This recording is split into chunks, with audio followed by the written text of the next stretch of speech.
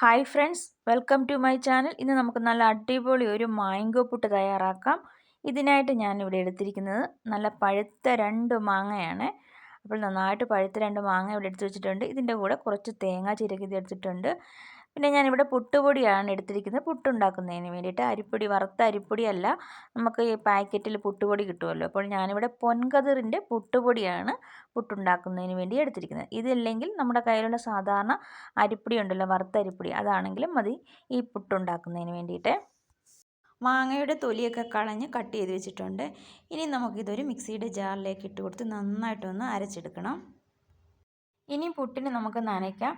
അതിനുവേണ്ടി ഞാനൊരു ബൗളിലേക്ക് നമ്മൾ എടുത്ത് വെച്ചിരിക്കുന്ന പുട്ടുപൊടി ഇട്ട് കൊടുത്തിട്ടുണ്ട്. ഇതിലേക്ക് ഒരു നുള്ളു ഉപ്പും കൂടി ചേർത്ത് കൊടുക്കുകയാണ്. അതിനുശേഷം നന്നായിട്ടൊന്ന് മിക്സ് ചെയ്തെടുക്കുക. അപ്പോൾ ഇതിലേക്ക് ഇനി നമുക്ക് നമ്മൾ അരച്ച് വെച്ചിരിക്കുന്ന മാങ്ങയും കൂടി ചേർത്ത് കൊടുക്കാം. ഞാനിവിടെ 2 ടേബിൾ സ്പൂണാണ് ചേർത്ത് കൊടുത്തിരിക്കുന്നത്.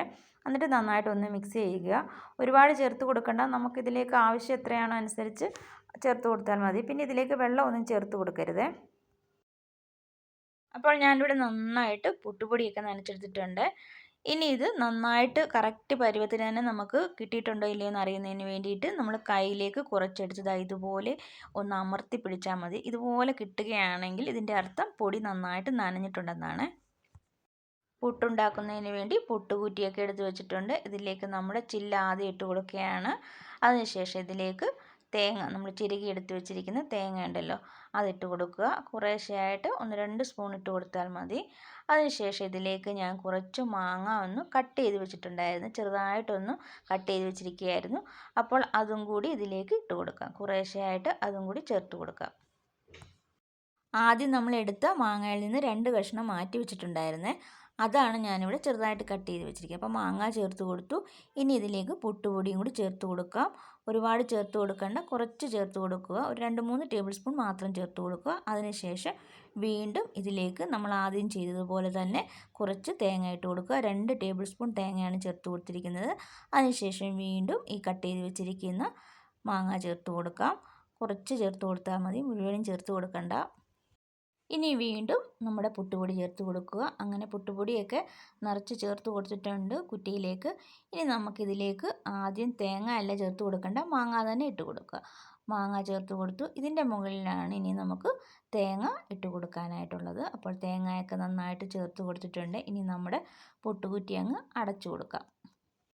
ഞാനിവിടെ കുക്കറിലാണ് പുട്ടുണ്ടാക്കുന്നത്. അപ്പോൾ ഇതിലേക്ക് വെള്ളമൊക്കെ ഒഴിച്ച് കൊടുത്തിട്ടുണ്ട്. ഇതിൻ്റെ വിസിലൊക്കെ മാറ്റി വെച്ചിട്ടുണ്ട്. നന്നായിട്ട് ആവി വന്നതിന് ശേഷം വേണം നമ്മുടെ പുട്ടുകുറ്റി വെച്ച് കൊടുക്കാനായിട്ട്. ഒരു 5 മിനിറ്റ് മാത്രം മതി, നമുക്ക് പുട്ട് റെഡിയായി കിട്ടും. ഇപ്പോൾ നന്നായിട്ട് ആവിയൊക്കെ വരുന്നുണ്ട്. 5 മിനിറ്റ് കഴിഞ്ഞു. ഇനി നമുക്കിതൊന്ന് എടുക്കാം. നമ്മുടെ പുട്ട് ദാണ്ട് ഞാനൊരു പ്ലേറ്റിലേക്ക് കോലുകൊണ്ട് കുത്തിയിടാനായിട്ട് പോവാണ്. ഈ ഒരു സമയത്ത് വളരെ ശ്രദ്ധിച്ച് തന്നെ ചെയ്യണം, അതല്ലെങ്കിൽ നമ്മുടെ പുട്ടങ്ങ് പൊട്ടിപ്പോവും കേട്ടോ. നല്ല ഭംഗിയുള്ള പുട്ട് വേണമെങ്കിൽ വളരെ പതിയെ തന്നെ ശ്രദ്ധിച്ച് വേണം ചെയ്യാനായിട്ട്. അപ്പോൾ നല്ല ചൂട് പുട്ട് റെഡിയായി കിട്ടിയിട്ടുണ്ട്. ഇത് കഴിക്കുന്നതിന് പ്രത്യേകിച്ച് കറികളുടെ ഒന്നും ആവശ്യമില്ല. നല്ല ചൂടോടുകൂടി തന്നെ ഇത് കഴിച്ചാൽ മതി. വെറൈറ്റി ആയിട്ടുള്ള നമ്മുടെ മാംഗോ പുട്ടാണ്. അപ്പോൾ വീഡിയോ ഇഷ്ടപ്പെട്ടിട്ടുണ്ടെങ്കിൽ തീർച്ചയായിട്ടും എൻ്റെ ചാനൽ ഒന്ന് സബ്സ്ക്രൈബ് ചെയ്തേക്കണം. അതുപോലെ തന്നെ വീഡിയോയ്ക്ക് ഒന്ന് ലൈക്ക് കൂടി ചെയ്തേക്കണേ. താങ്ക്